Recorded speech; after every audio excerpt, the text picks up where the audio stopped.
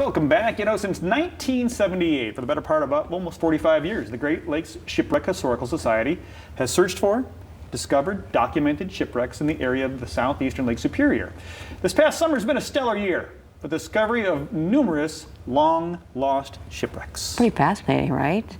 And here to share more on what was found and how they found it is the Great Lake Shipwreck Museum's Executive Director, Bruce Lynn. Good morning to you, Bruce. Good morning to you both. How are you? Oh, what a cool job. Yes, this is all very fascinating. You're a treasure hunter. You're hide and seek all the time, every day at work. Talk about some of these amazing barges and shipwrecks that we found. What's top of the list?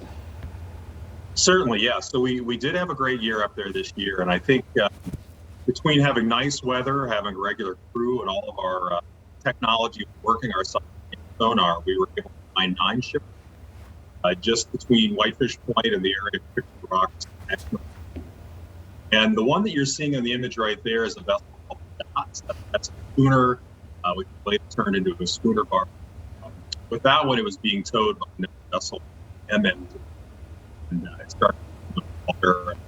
Drake was able to come around and get the crew off of the tank, which is something to the crew members that were on board. It was probably a pretty dramatic moment.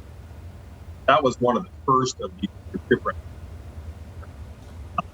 There was another one called the Frank Wheeler, kind of a similar situation. It was towed by a different ship.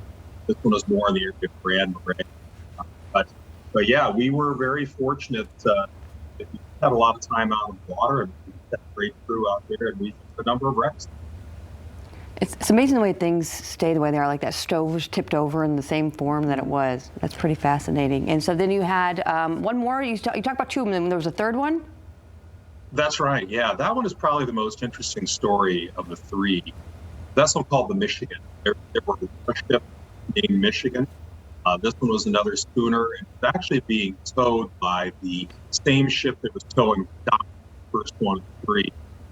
And similar situation, these vessels were being towed. It was more of a commercially viable way to transport cargo, iron ore in this case. But the Michigan started taking on water. The MMG was able to do the same thing it did with the tops, close enough to pull the crew off. Then a massive wave